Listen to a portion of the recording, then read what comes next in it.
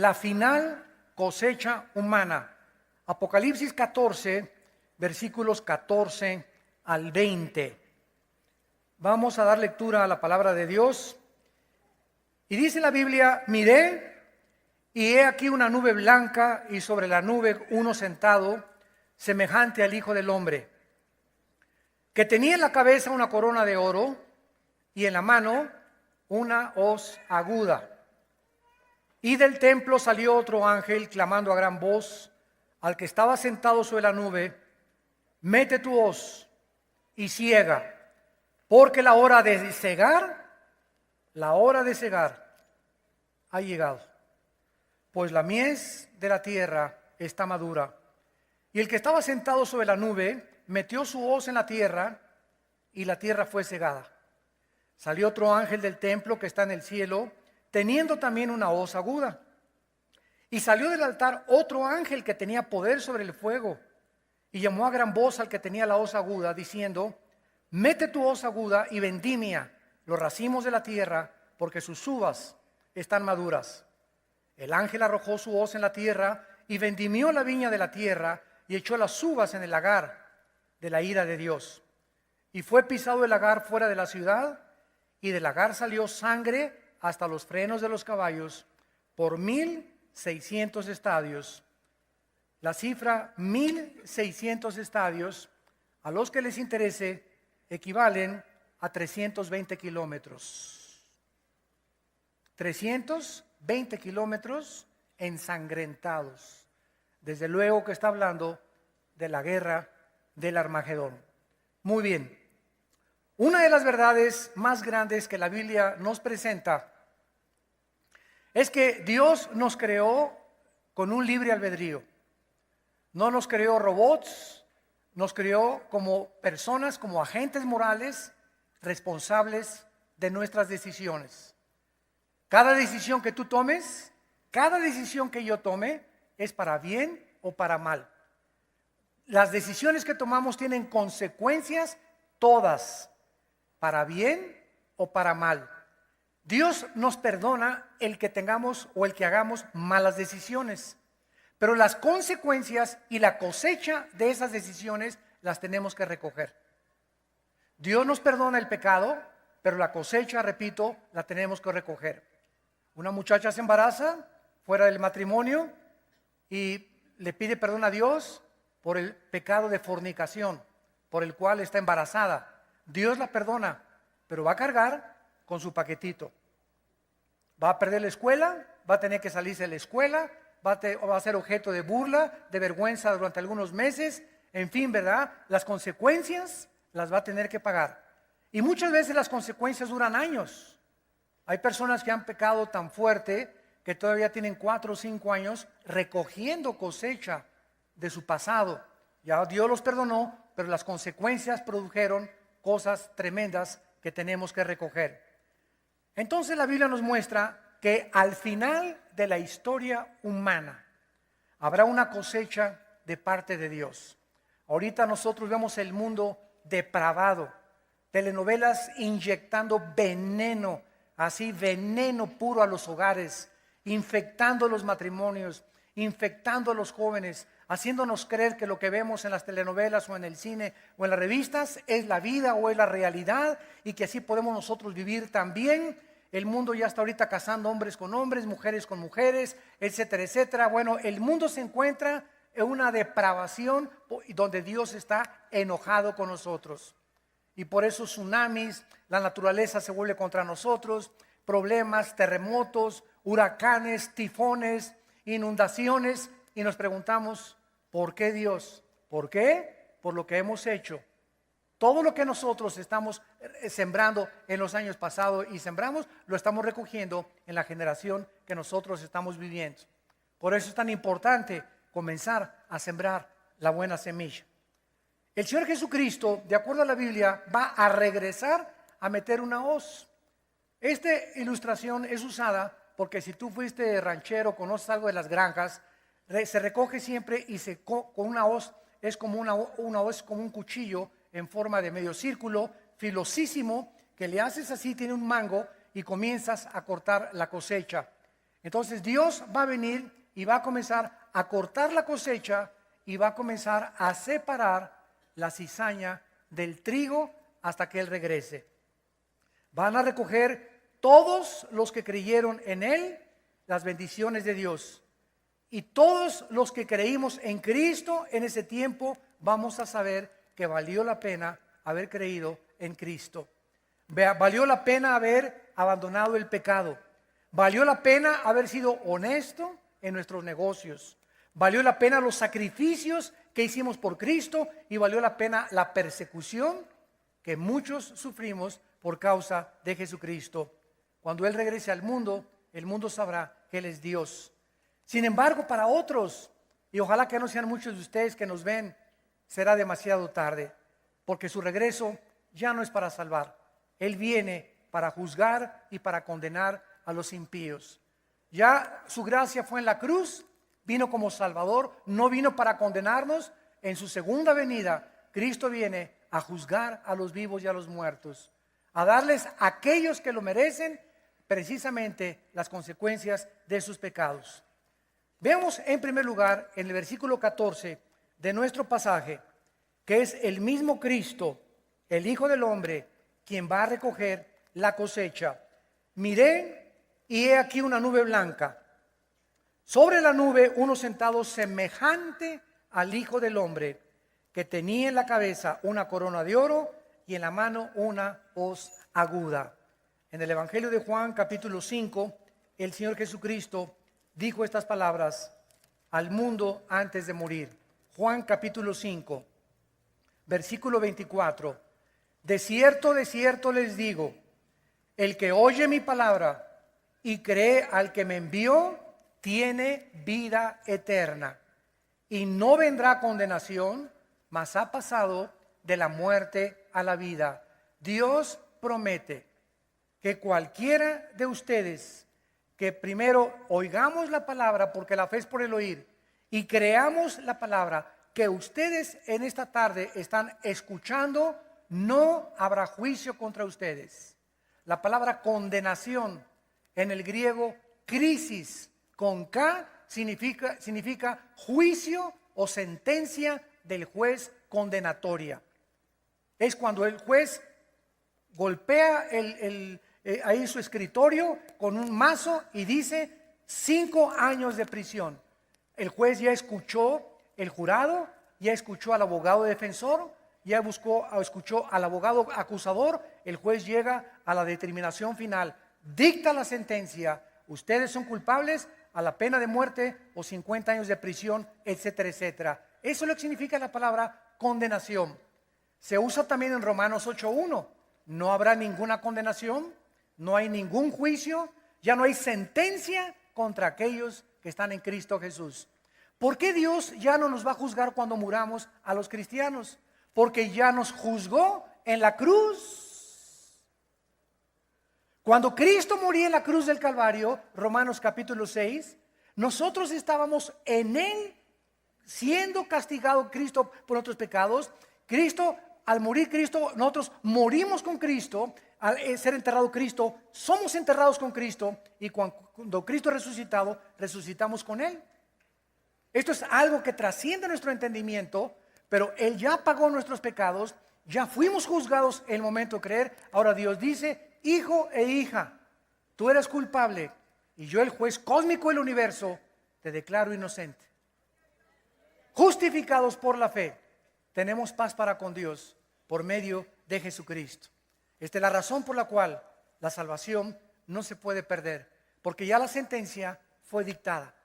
Ya no puede haber nadie, dice Romanos 8, ¿quién podrá condenarnos cuando Él nos justificó?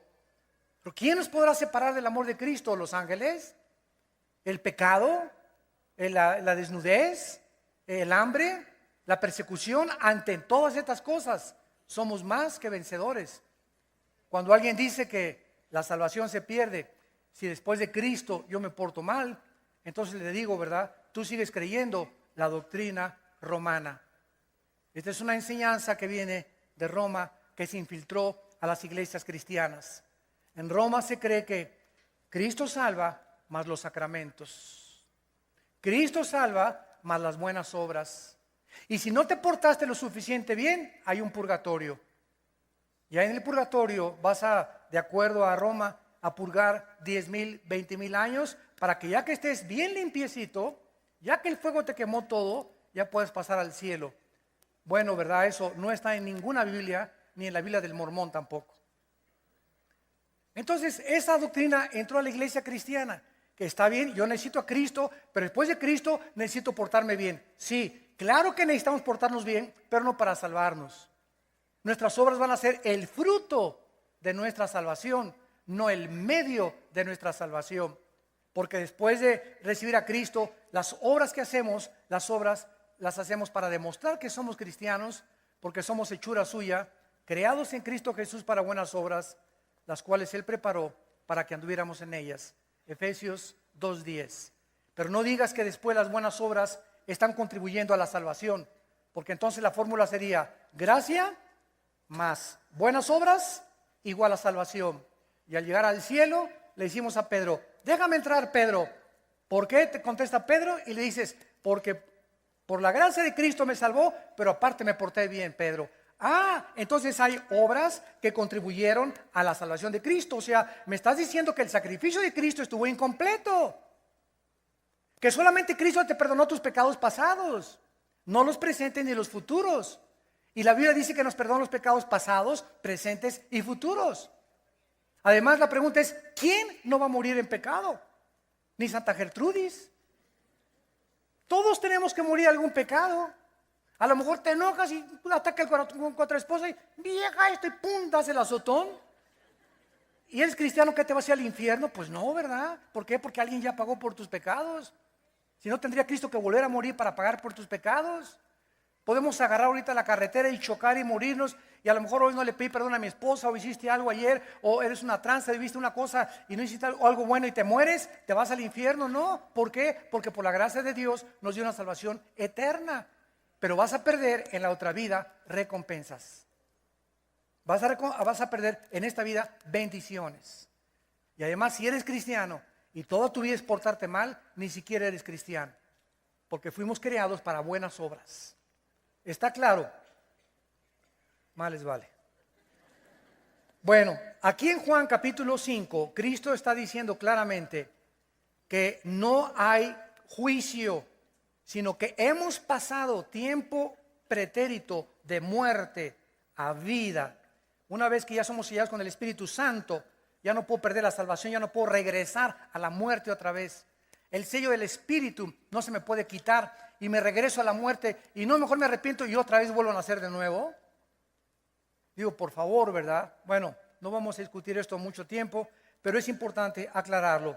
Y Cristo dice aquí en el versículo 25, de cierto les digo, viene la hora. Y ahora es cuando los muertos oirán la voz del Hijo de Dios, y los que la oyeren vivirán. Porque como el Padre tiene vida en sí mismo, así también ha dado al Hijo el tener vida en sí mismo, y le dio autoridad de hacer juicio por cuanto es Hijo del Hombre. Esta autoridad que el Padre le delega al Hijo de hacer juicio, la encontramos en nuestro pasaje de Apocalipsis capítulo 14.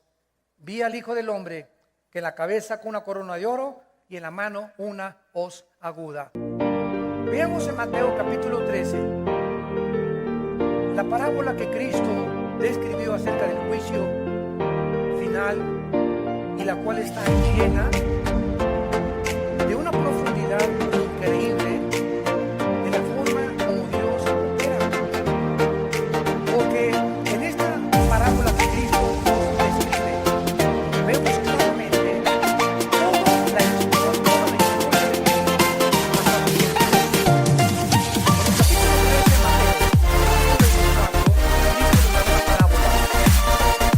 el reino de los cielos es semejante a un hombre que sembró buena semilla en el campo. Mientras dormían los hombres, vino el enemigo y sembró cizaña. Cuando salió la hierba, dio frutos y apareció entonces también la cizaña. Vinieron los siervos del padre de familia y le dijeron: Señor, ¿no sembraste buena cizaña en tu campo? ¿De dónde? Pues tiene cizaña. ha hecho esto. Los siervos le dijeron: ¿quieres pues que vayamos y arranquemos? Él les dijo: no, no sea que arrancar la cizaña, arranquen la cizaña. Alguien siga adelante. Vemos que Cristo escribe en ambos textos. Cristo vino del cielo como un sembrador a sembrar, y la semilla que es la palabra de Dios. Cristo hablaba y estaba saliendo poder espiritual. Había poder, las palabras eran vida y eran espíritu. Las gentes que recibían las palabras de Cristo y abrían su corazón, estaba la semilla, el corazón en la tierra. En Marcos capítulo 4, la parábola del sembrador. Y al recibir la semilla, la palabra de Dios, viene la semilla dentro de tu corazón, es plantada y a través de la lectura de la Biblia, después de Cristo, la semilla se acaba, la riega, comienza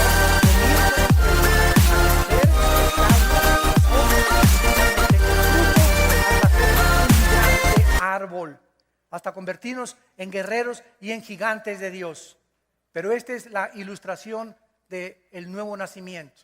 Entonces, al mismo tiempo que Cristo vino a sembrar y hablarnos palabras de vida y de bendición, Satanás tiene el derecho legal de también usar a los cantantes de rock, Lady Gaga, tu madrina,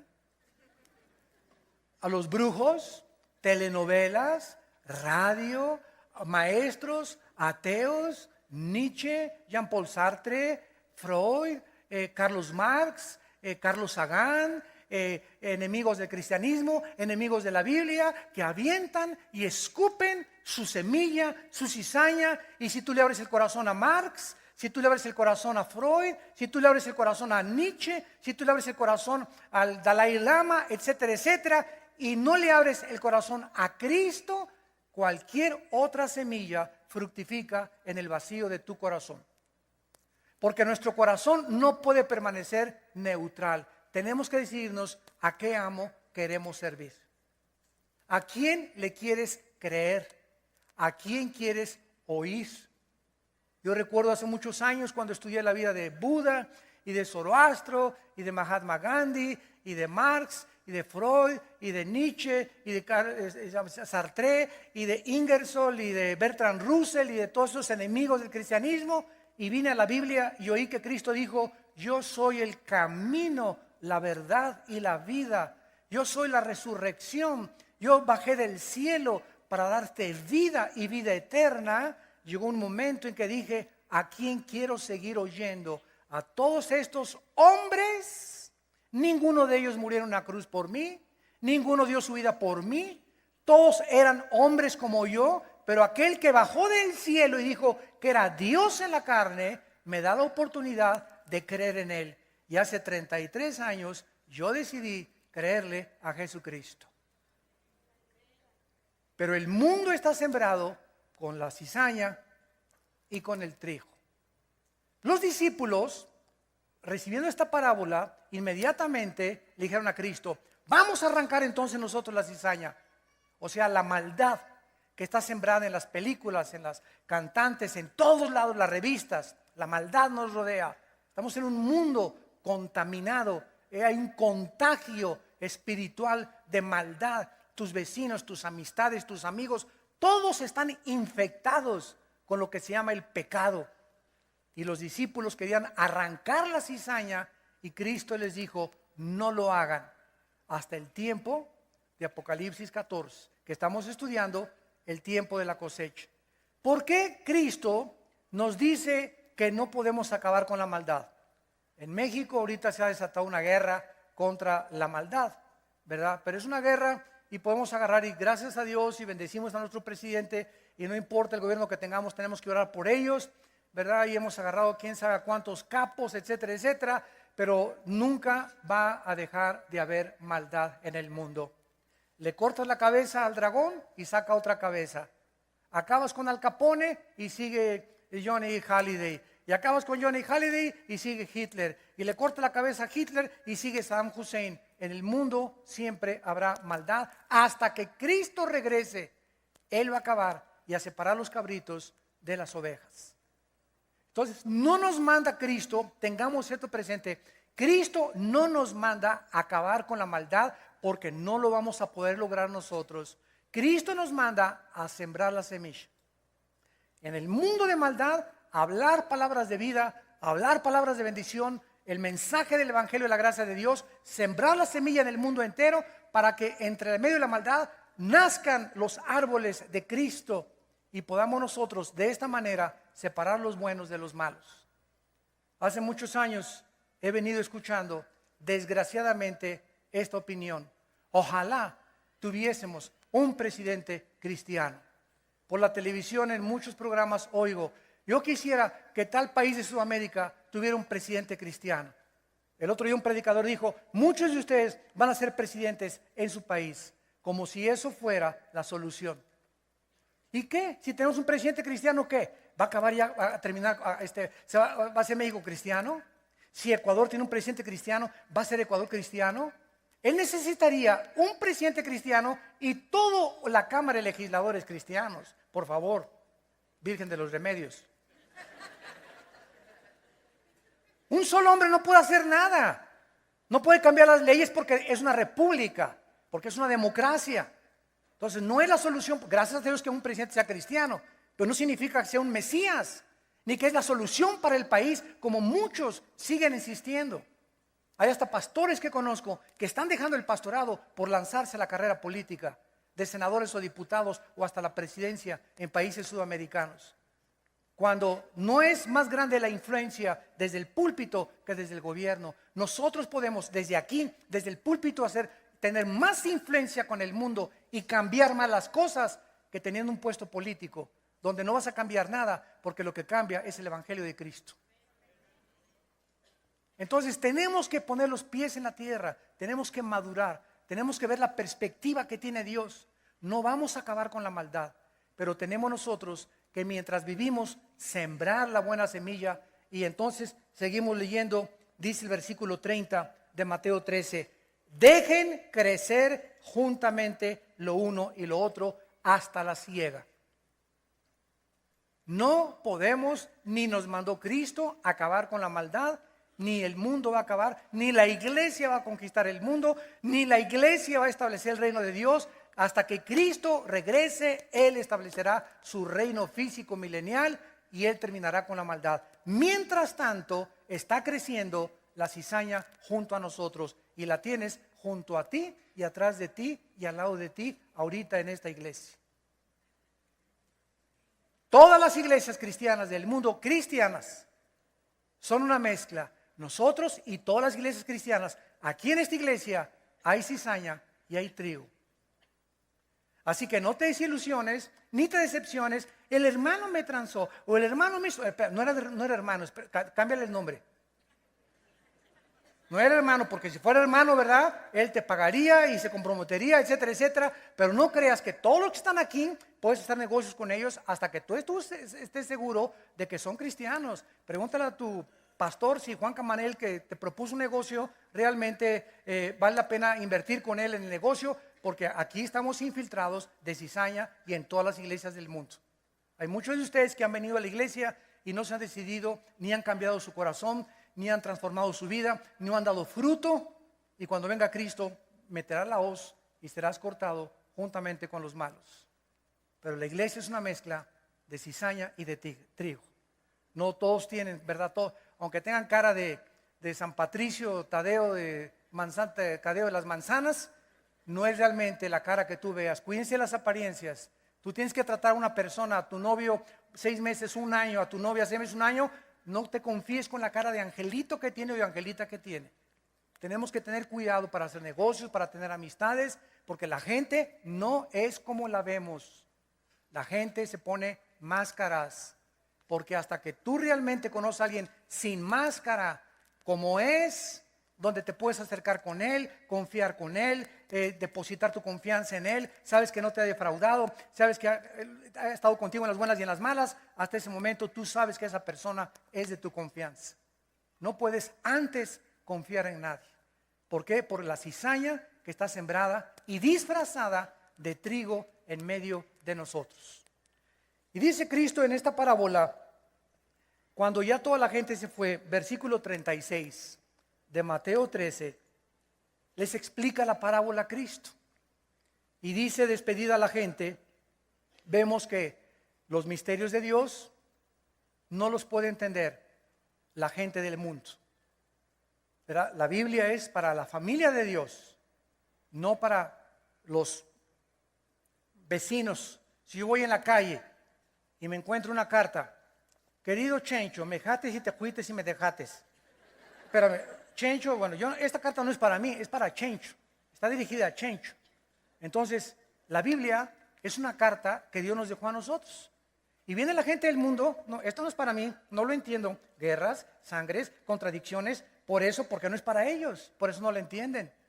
Pero cuando entra el Espíritu Santo a nuestra vida, nos corre los velos, la venda de los ojos, y comenzamos a entender la Biblia poco a poco, y comienzo a entender que estas palabras, estas promesas, esta paz que me da estas palabras son para mí, porque comienzan a hacer efecto en mí, comienzan a transformar mi vida, a cambiar mi vida, a llenarme de un amor que yo no tenía, de una paz que yo no tenía, porque esta carta fue escrita para mí, porque soy hijo de Dios.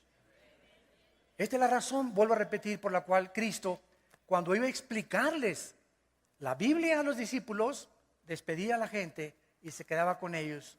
Despedida a la gente, dice Mateo 13, cuando ya se fueron todos, acercándose entonces Jesús a los discípulos le dijeron, explícanos la parábola de la cizaña del campo. Respondiendo, él les dijo, el que siembra la buena semilla es el Hijo del Hombre. ¿Dónde está el Hijo del Hombre ahora? En el cielo y en tu corazón. ¿Correcto? Amén. Muy bien. Si está dentro de ti, ¿estás tú sembrando? Porque nuestra misión es sembrar. En otras palabras, ¿a quién en la última semana le has hablado de Cristo? ¿A quién le has compartido el mensaje de la gracia de Dios en los últimos 3 días? ¿A cuántas personas de tu oficina o de tu trabajo saben que tú eres cristiano porque te ven con la Biblia y en un momento les has dicho, déjenme leerles el Salmo 23? O permítame leerles este pasaje y explicárselos. ¿Lo has hecho? Entonces, si tú te llamas cristiano y tú no estás haciendo la función de un cristiano, que es sembrar la palabra de Dios, quiero decirte que la semilla no está en ti. No tienes al Hijo del Hombre, porque el Hijo del Hombre vino para que nosotros nos reproduciéramos y pudiéramos continuar haciendo la obra que Él hizo mientras estuvo en la tierra.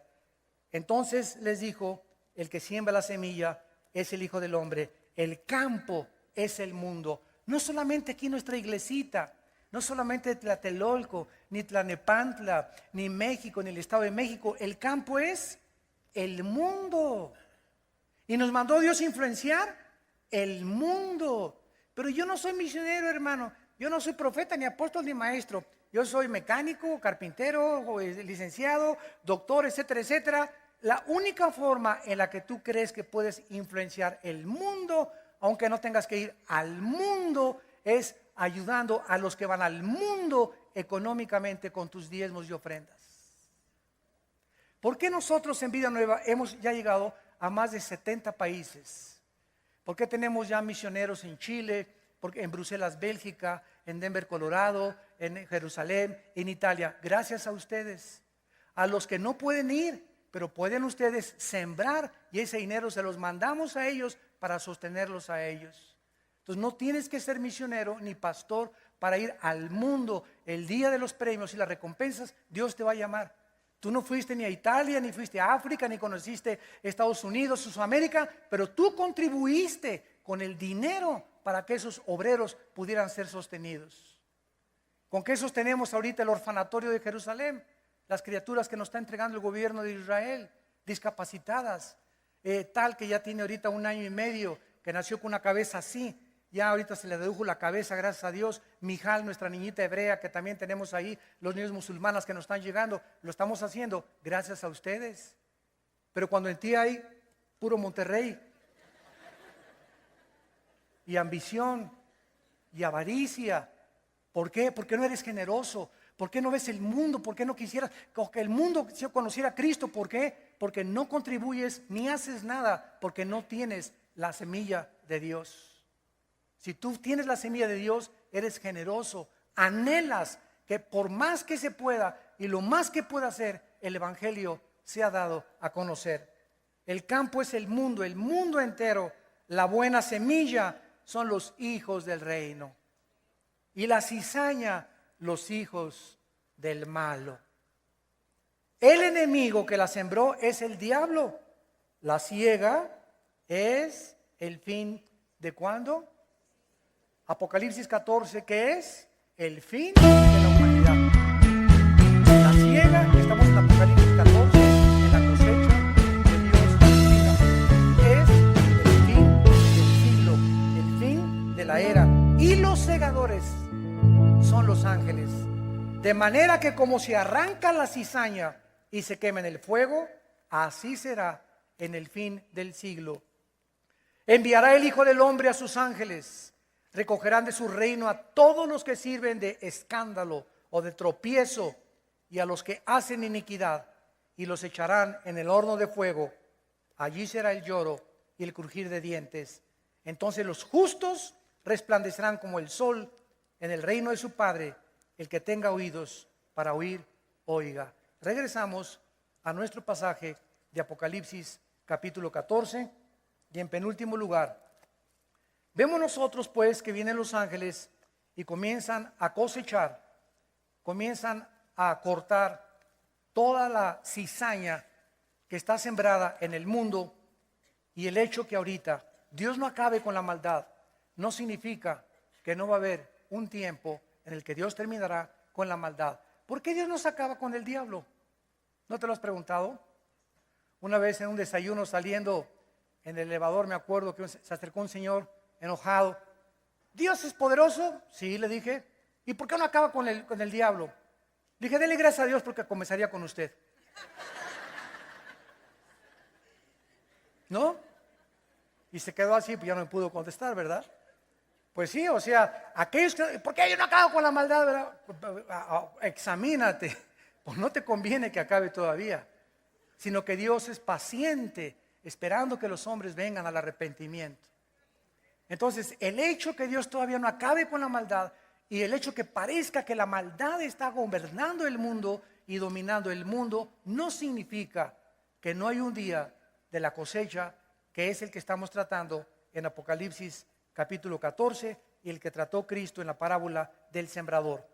Dice entonces el versículo 17, entonces salió otro ángel del templo que estaba en el cielo, con una hoz, salió del altar otro ángel con poder sobre el fuego y llamó a gran voz al que tenía la voz aguda diciendo, mete tu hoz aguda, bendime a los racimos de la tierra porque sus uvas están maduras.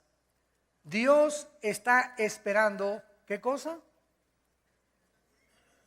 La madurez del fruto de los buenos como de los malos. Porque cuando Cristo venga, va a haber todavía mucha gente que sobrevivió la persecución del anticristo y que son los que van a formar parte del milenio cuando Él venga. Nosotros vamos a regresar con Cristo con cuerpos glorificados, pero cuando Cristo regrese va a encontrar una tercera parte, de acuerdo a Zacarías capítulo 3, vivo aquí en el mundo. Y Zacarías 11 y Zacarías capítulo 7. La tercera parte de la humanidad se encontrará viva cuando Cristo regrese. Esos que están vivos van a pasar al milenio junto con nosotros y son los que van a encabezar la rebelión al final del milenio, los que no estaban todavía glorificados. Vemos pues en el versículo 15 que fue la cosecha de los malos, la tierra es cegada en el versículo 16 y en el versículo 17 viene entonces la cosecha de los malos. Versículo 19, el ángel arrojó su hoz, vendimió la viña de la tierra y echó las uvas en el gran lagar de la ira de Dios. Ya contestamos la pregunta, ¿por qué Dios no acaba con el mal en el mundo? ¿Por qué no detiene tantos criminales, tantos pederastas, tantos violadores, tantos asesinos, tantos secuestradores, tantos ladrones? Porque todos anhelamos dentro de nosotros que este mundo ya cambie. Todos anhelamos que venga la paz a nuestra República Mexicana. Todos anhelamos ya poder caminar en las calles tranquilos sin sentirnos amenazados. Todos queremos mandar a nuestros hijos sin el peligro y la preocupación a qué hora regresarán. No ha regresado Blanquita, Panchito, Pepito, etcétera, etcétera. Todos anhelamos un mundo mejor. Este mundo mejor lo va a ofrecer Satanás antes de que Cristo regrese. El anticristo va a cumplir las promesas, va a traer la paz entre judíos y árabes. El anticristo va a resolver los problemas económicos, va a resolver los problemas morales, va a resolver los problemas químicos, los problemas físicos, los problemas de la pobreza, etcétera, etcétera. Y el mundo le va a levantar las manos al anticristo y lo va a adorar. Y esta es la razón por la cual no esperemos antes de Cristo ningún Mesías.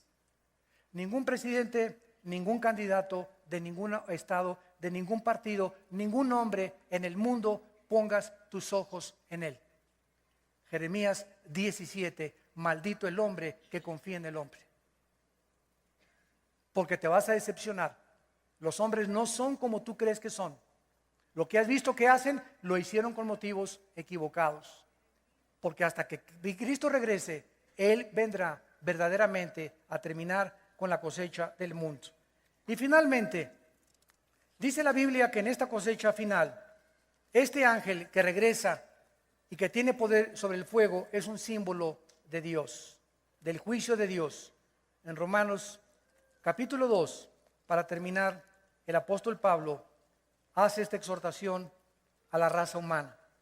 Dice Romanos capítulo 2, versículo 2, mas sabemos que el juicio de Dios contra los que practican tales cosas es según verdad. ¿Y piensas esto, hombre, tú que juzgas a los que tal hacen y haces lo mismo, que tú escaparás del juicio de Dios? ¿O menosprecias las riquezas de su benignidad, paciencia y longanimidad, ignorando que su benignidad te guía al arrepentimiento? ¿Qué te está diciendo Dios? ¿Sabes por qué no te has muerto? Ustedes que nos escuchan por la televisión también, todos los que nos escuchan y están vivos, ¿saben por qué están vivos? ¿Sabes por qué estás vivo? Por la única razón que Dios quiere que te arrepientas. Te está dando oportunidad Dios, porque cuando venga la muerte y te agarren no arrepentido, nunca jamás en la eternidad volverá Dios a darte otra oportunidad. Hebreos 9:27 está establecido a los hombres que mueran una sola vez y después de la muerte inmediatamente el juicio. No hay purgatorio, no hay evolución, no hay transmigración de las almas, no hay reencarnación en cucarachas, ni en vacas, ni en toros. Después de la muerte, la Biblia dice, es el juicio final para ti y para aquellos que rechazaron a Cristo. Por su benignidad, Dios te está dejando vivir. ¿Por qué crees que estás aquí en esta tarde, en este lugar? Aquí no es coincidencia que estés aquí. A lo mejor viniste por curiosidad, o viniste para espiarnos, o viniste porque te obligaron y te agarraron de la oreja a tu esposa y te dijo, si no vienes te surto llegando a la casa. Hay muchos motivos, pero tú estás aquí y estás oyendo la bendición y la semilla que si tú le abres tu corazón a Cristo, puede tu vida cambiar y estar preparado para encontrarte con tu Dios. La benignidad de Dios te permite seguir viviendo, para que te arrepientas. Y dice el versículo 5, pero por tu dureza y por tu corazón no arrepentido atesoras. Mientras más pasan los días y no te arrepientes, ¿qué está sucediendo? Estás amontonando así, amontonando, y una montaña. Y cuando venga Cristo, va a ser una montaña de maldades por las cuales te va a juzgar, que mientras más alto, más profundo será tu castigo en el infierno. Porque en el infierno va a haber grados de castigo. Acuérdense de eso. Cuando Cristo vino, les dijo a Corazín y Betsaida, si ustedes hubieran oído, si Sodoma y Gomorra hubiera oído el evangelio que yo estoy predicándoles a ustedes, en verdad les digo que en el día del juicio, el juicio contra Sodoma y Gomorra será mínimo, mucho menos que contra ustedes que oyeron a Cristo predicarles en persona. Así que es importante que recordemos eso. Dios te da la oportunidad para que tú vengas a Cristo en esta tarde y le recibas en tu corazón. Pero tú estás amontonando y amontonando y amontonando. Y mientras más pasan los días, más pecados haces, hasta que llega un momento en que dice Dios, se finí. Caput. Basta. Se acabó. El hacha está puesta a los árboles y voy a vendimiar tu vida. No hay fruto, te voy a cortar y te voy a echar al lagar que arde con fuego y azufre. Dice la Biblia que Dios pagará, versículo 6, a cada uno conforme a nuestras obras. Vida eterna a los que perseveran en hacer el bien. Ira y enojo a los que son contenciosos, a los tercos, contentiosos, discuten y alegan y se defienden y no quieren a Cristo y no obedecen a la verdad, sino obedecen a la injusticia. He aquí os pongo la bendición y la maldición, dice el Señor. La bendición, si tú en esta mañana recibes en tu corazón la maldición, si tú sales por esa puerta, no entraste. ¿Alguno acaso sabe en esta mañana que fue la última vez que Dios te habló? ¿Cuántos de ustedes Dios les ha hablado por última vez en este momento? No salgas por esa puerta, asegúrate en este momento que tú sales ya en Cristo en tu vida, asegurado de salvación. Oremos. Padre, gracias por tu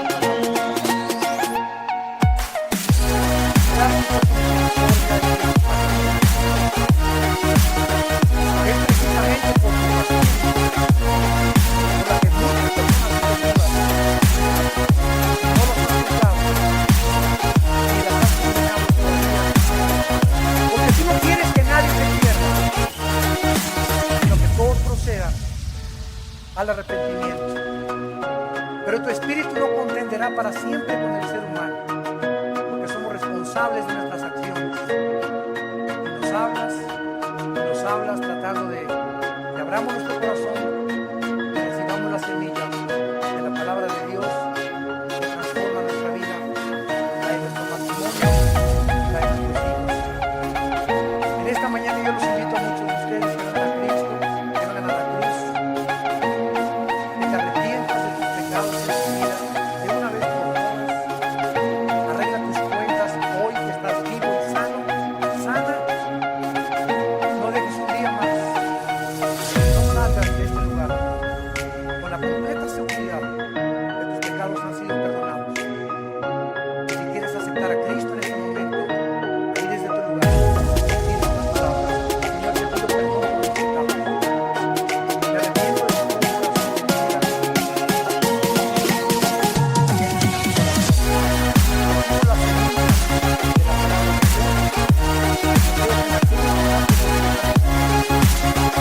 Dios en la cruz, en el nombre de Jesús. Amén.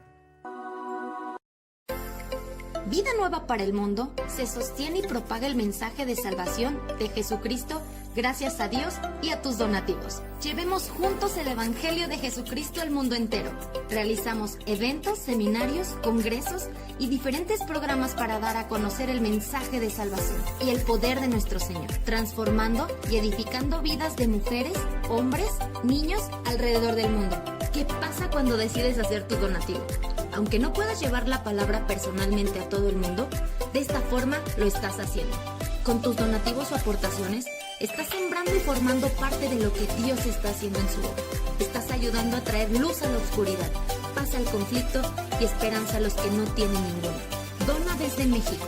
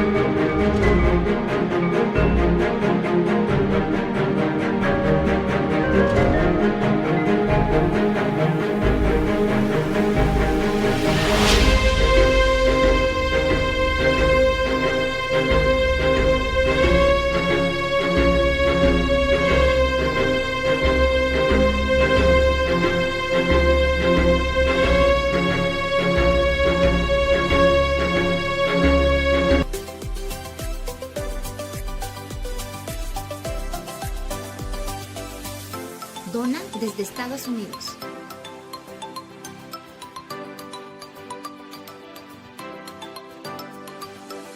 Para el resto de donaciones de otras partes del mundo, www.vidanuevaparaelmundo.org.mx/dona. Estamos cumpliendo la gran comisión. Por tanto, vayan y hagan discípulos a todas las naciones, bautizándolos en el nombre del Padre, del Hijo y del Espíritu Santo, enseñándoles que guarden todas las cosas que les he mandado. Y he aquí que yo estoy con ustedes todos los días hasta el fin del mundo.